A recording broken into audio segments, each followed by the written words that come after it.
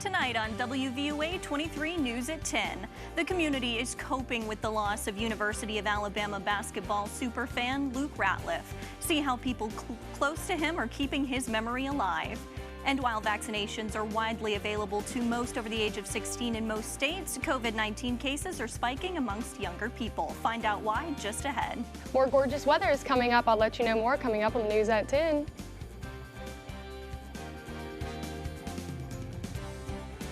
This is WVUA 23 News at 10. Good evening, I'm Kayla Smith in for Jabari Pruitt. Thanks for joining us. More in tonight's top story. UA and the surrounding community are still mourning the loss of fellow student Luke Ratliff. After the passing of the local legend, One Northport Church held a service to honor his legacy. WVUA 23's Karis Harmon attended the service today as people from all over West Alabama came together to remember him. Today, members of the West Alabama community and Crimson Tide fans came here to Capstone Church in Northport to celebrate the life and mourn the death of the 23-year-old Alabama basketball superfan, Luke Ratliff. Everyone knew him as Fluff, and Fluff was someone that just brought the energy to every game, but Luke was someone who just was a light in everyone's life. Luke Ratliff, better known as Fluff, was a student at the University of Alabama, and he could be found at Coleman Coliseum leading the student section and cheering on the Tide for almost every Alabama men's basketball game. Recently, Ratliff was hospitalized at DCH Regional Medical Center due to COVID-19 complications, and on April 3rd, his father, Brian Ratliff, announced that the 23-year-old had passed away. Today, the community gathered at Capstone Church to watch the live stream of Ratliff's funeral service in his hometown of Wadesboro, North Carolina. University of Alabama student Hannah Saad says she met Luke at a basketball game and her life has been changed for the better ever since. I was really looking to honor my friend Luke. He's done a lot for the community, but more than that, he was just a good friend. He was good to anybody that met him, and I just wanted to honor him today and be with other people that knew him well. Lead pastor of Capstone Church, Jeremy Burge, says even though he didn't know Luke personally, he knew about the importance of honoring his life. Having an opportunity to grieve is part of the process that God uses to give us comfort, and so we felt like providing that opportunity is a good thing, and so yeah, we're honored to help and serve in any way that we can. Saad's advice to a community dealing with loss: live like Fluff. Make a positive impact on everybody you meet, because you never know how people will remember you if you meet them once or if you see them every day. It's just that positive impact makes so much more of an impact on other people's lives than you could ever imagine. People that knew Luke say even though he's passed away, his legacy will continue to live on. In Northport, Karis Harmon, WVUA 23 News. Do you want to attend the 2021 A-Day? Fans are gearing up for the game and tickets are on sale now for next weekend.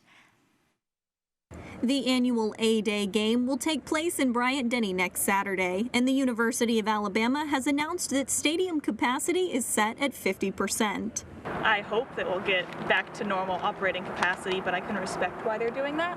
But many fans are ready for football conditions to return to normal. I just don't like them limiting the number of people that can go. Me either. I'm ready for them to just let us go watch them play football.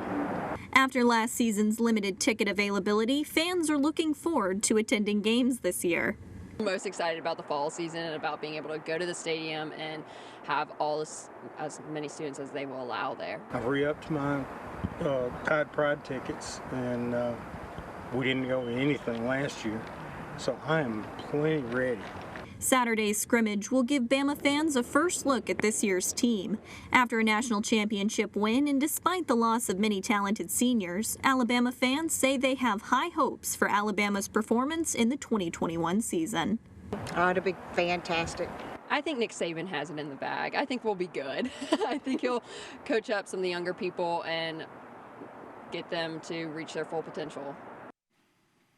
A-Day tickets are for sale for $5. For more information or to purchase tickets, you can visit RollTide.com.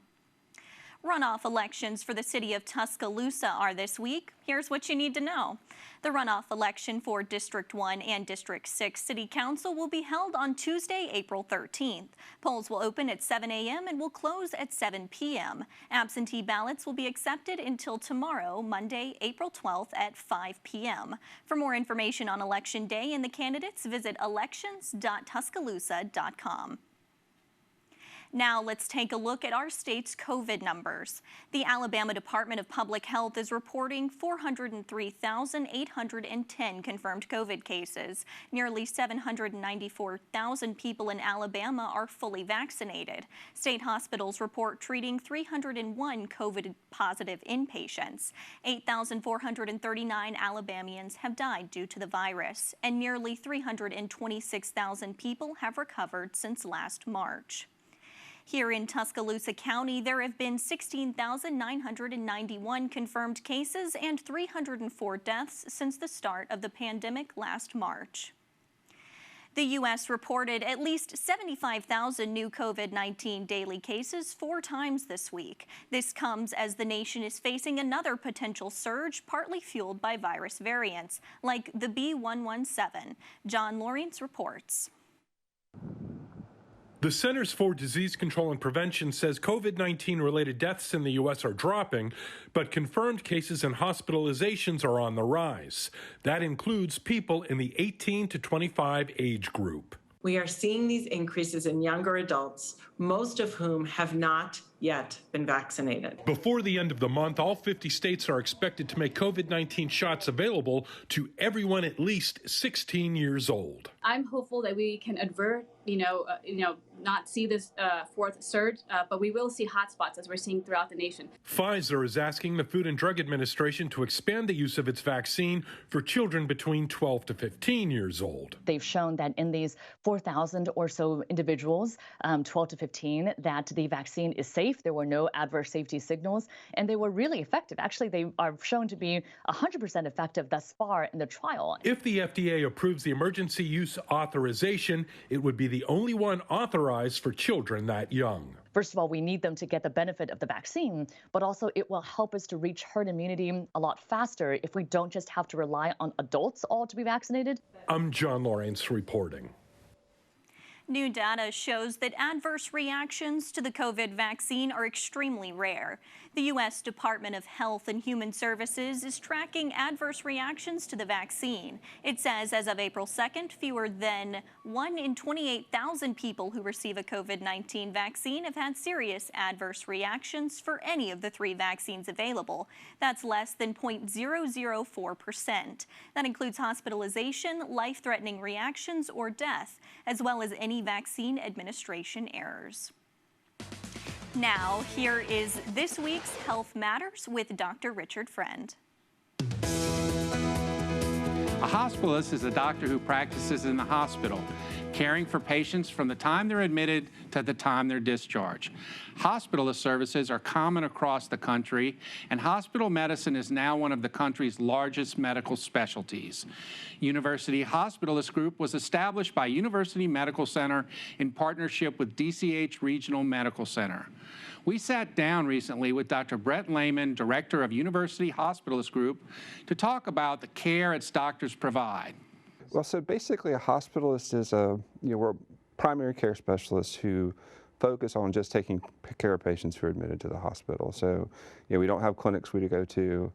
We just take care of patients while they're in the hospital, so we can focus our time on that. And then the other thing is we're really there 24/7, 365. So we have people who work day shifts, swing shifts, and night shifts. So we always have a doctor in the hospital in case something happens. You can hear the entire interview with Dr. Lehman by visiting our website at umc.ua.edu. Thanks for watching, and we'll see you next time on Health Matters. Another beautiful sunny day, not a cloud in the sky. Chelsea Aaron joins us now with a first look at the forecast. Chelsea? Yeah, Kayla, really no complaints here as we had gorgeous weather all across the state. This is with the help of that high pressure that is situated across the region, really wicking all that moisture away. So no clouds and again, rain-free conditions. These are things we all want to hear. Again, I hope you're able to enjoy your weekend plans as we close out the weekend and start a new week. Temperatures currently out there, we're sitting in the lower 60s, mid 60s there in Birmingham. Jasper, though, they're already in the lower 50s. Tomorrow, expect another beautiful day with plenty of sunshine. Kayla, back to you.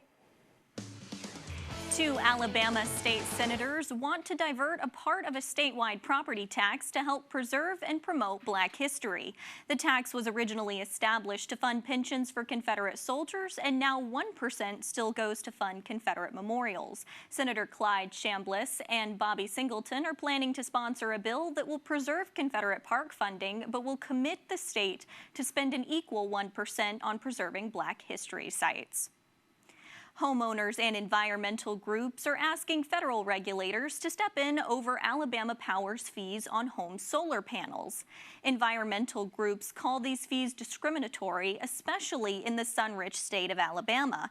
A petition will be heard by the Federal Energy Regulatory Commission to investigate whether these fees violated federal law. The groups hope that the commission will force Alabama Power to sell electricity to customers at a non-discriminatory rate.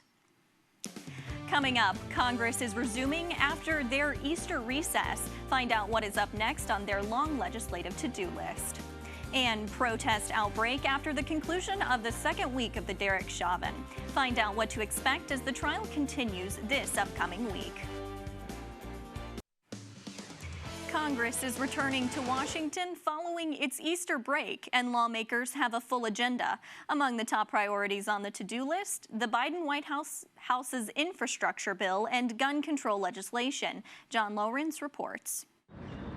A bipartisan group of lawmakers meets with President Biden Monday to discuss the administration's infrastructure plan, which focuses on various areas from road construction to child care and fiber lines for broadband internet. All of these things are infrastructure because infrastructure is the foundation that allows us to go about our lives. But, if there are Senate Republicans who don't agree, we can agree to disagree on what to call it. I'm still going to ask you to vote for it.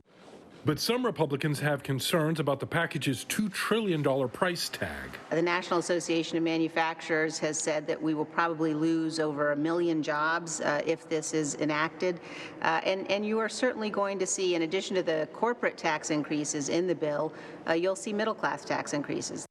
Gun control is also a hot topic for Congress, coming on the heels of several mass shootings and President Biden's executive actions that include restrictions on some weapons and stronger regulations. Gun violence in this country is an epidemic, and it's an international embarrassment. Biden says these actions will not violate the right to bear arms, but some, including GOP Senator Kevin Cramer, says the president is undermining the Constitution. I'm John Lawrence reporting.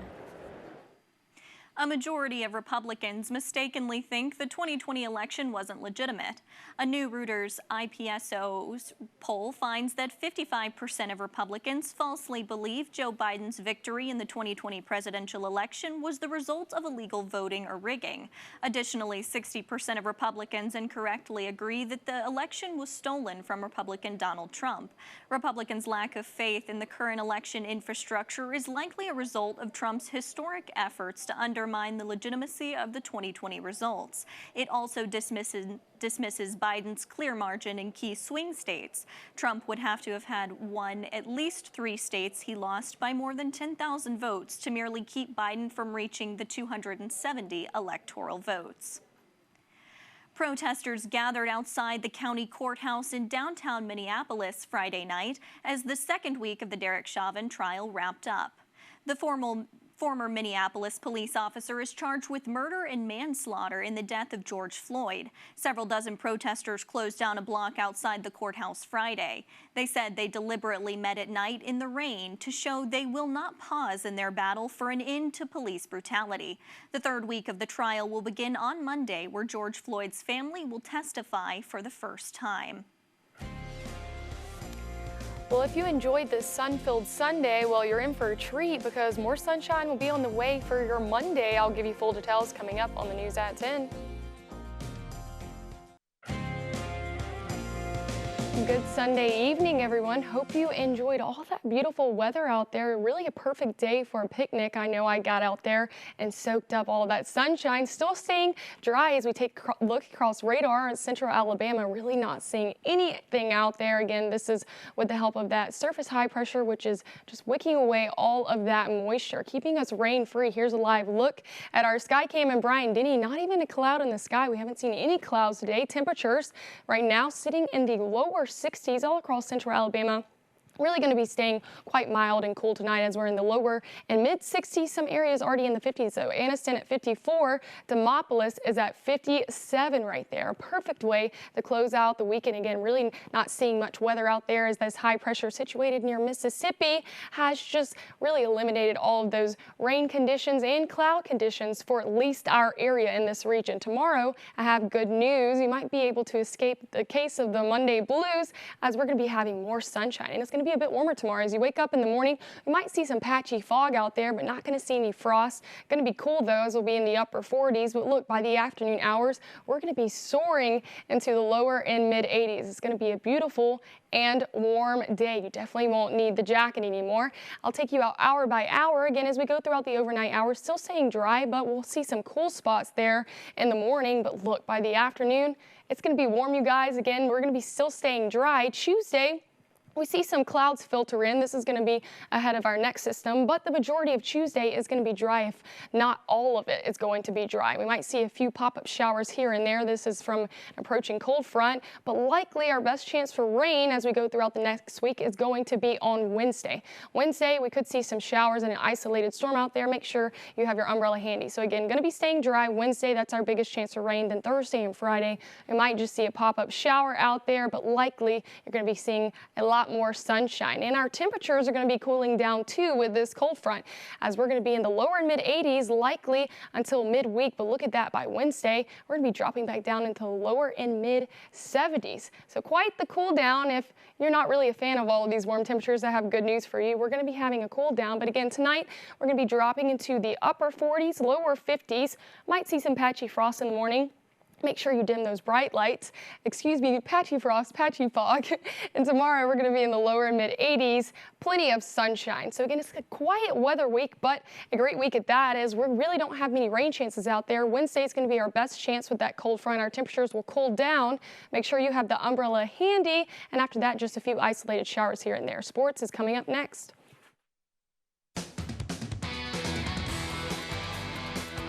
Good evening, I'm Julia Westerman. Alabama basketball's 2021 recruiting class just added yet another member, Furman University transfer Noah Gurley. The top 3 nationally ranked class in the 247 sports composite just got that much stronger.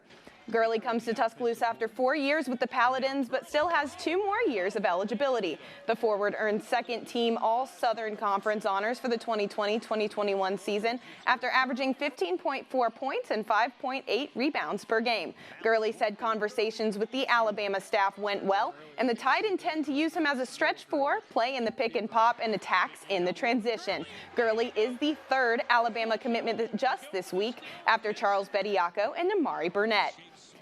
Also in Alabama hoops, signee J.D. Davison is Mr. Basketball. Again, that is. After winning the Alabama Sports Writers Association Award in 2020, today he was named the 2021 winner as well. Davison is the 5th player to repeat as Mr. Basketball, the 3rd straight in recent years after John Petty Jr. and Trendon Wofford. Davison is also a McDonald's All-American and the Max Preps Player of the Year in Alabama.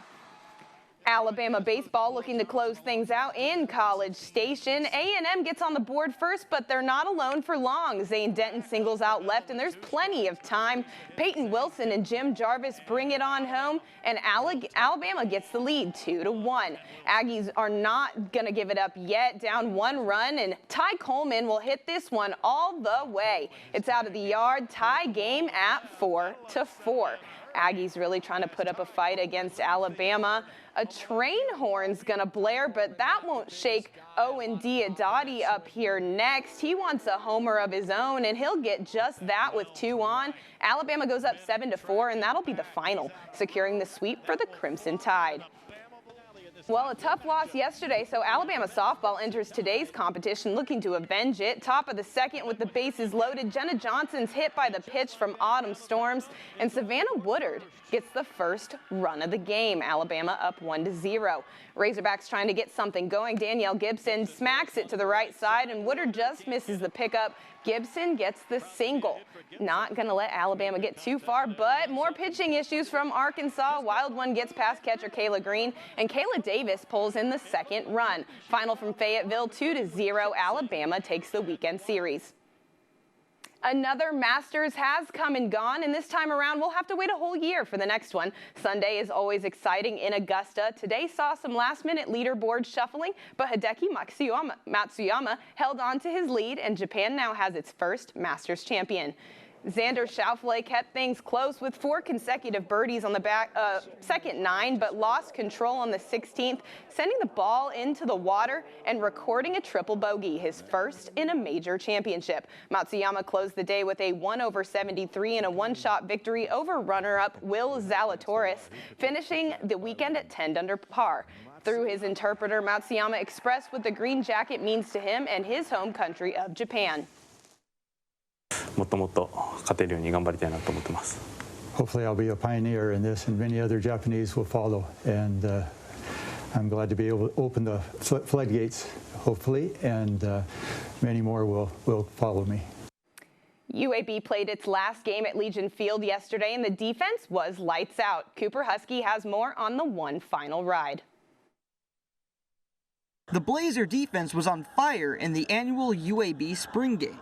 The defense held the offense to 2 field goals and kept them completely out of the end zone for the whole game. The Blazer D also recorded a handful of sacks and 2 turnovers, an interception by Colby Dempsey, and a forced fumble, which was jarred loose by Michael Fairbanks II and recovered by Damon Miller. Linebacker Alex Wright said he was very proud of how everyone on the defense played. I feel like we did our part. Everybody did their job, Everybody had their own little job, We just did what we did today with intensity, focus, a whole lot of effort. I feel like we just came out today and had a good job. Head coach Bill Clark shares the same sentiment that everyone on the field showed a lot of heart in the Blazers' final game at Legion Field. Got everybody a lot of good work. The green team, you got to say a lot of that was some of those guys that are the 3s and the 4s really trying to get some more work. But came out with no injuries, thought we had a good day, and it's just good to finish up on a good note here at Legion. If the spring game is any indicator, the Blazers will have one of the top defenses in Conference USA. Defensive end Kelly Sanders said it the best when he said, "A good front 7 makes for a good secondary, and a good secondary makes for a good front 7. The Blazer defense had that on display in the spring game. In Legion Field, I'm Cooper Husky, WVUA 23 Sports. Well, Chelsea, I am loving the sunshine. What's the rest of the week going to look like? Hey, I am too, Kayla, and I can tell you at least it's going to last for the next couple days. We'll have rain coming back on Wednesday. Make sure you have your umbrella handy, and temperatures will be much cooler behind this cold front that's been bringing that rain, and then we'll just be dealing with a few spotty showers here and there, Kayla. That's our show for tonight. Make sure to join us again tomorrow. Have a great night.